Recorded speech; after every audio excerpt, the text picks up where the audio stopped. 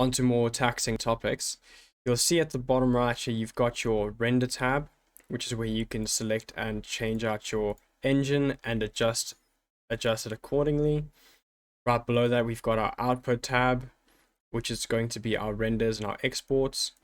We've got our view layer, but don't worry about this one yet. We're going to be getting to this when we tackle compositing. We've got the scene, your world, which will adjust your world's lighting, darkness when you go into the rendered or material preview. We'll get to that in a moment. We've got object, which is just any object you've selected. We have modifiers, which we'll get to in the later start of the course. We have particles, physics, constraints, data, and then material. Now, we're not going to be using all of these during this course, as this is just a beginner course, but it's important to know where they all sit. Now, very important, at the tippity top, you'll notice your file, edit, render. This is where you will be rendering your images with F12, render animations, window, and help. Edit is where we found our preferences and your undo steps and repeat last operations. File is where you save, open new projects, append projects, and clean up data.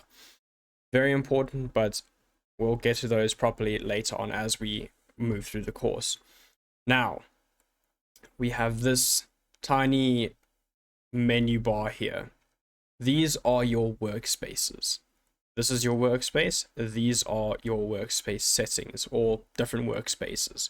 We've got layout, which is what our generic basic workspace. We've got modeling. We've got sculpting, where you can then sculpt, move and drag things around and go crazy. We've got UV editing, which we'll get to later when we start texturing. Texture paint, shading, where we'll be doing most of our adjustments to the shader. Animation, rendering, compositing, which we'll get to later. Geometry nodes, and scripting. Those are extremely important, but you don't always have to tab through the top to get all these little workspaces. You can hover at the bottom of each corners, at the top of the corners, and just click and drag, and you can open up another workspace where you can then adjust it to whatever you feel like you need.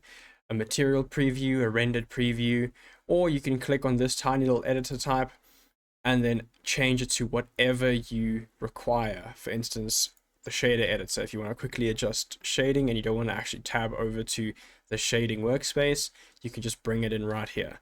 It's very amazing and I love it so much. Congratulations, that is the basics of the navigation for Blender. In the next lecture, we're going to be moving, scaling, and rotating our cube and looking at some of those shortcuts. See you next time.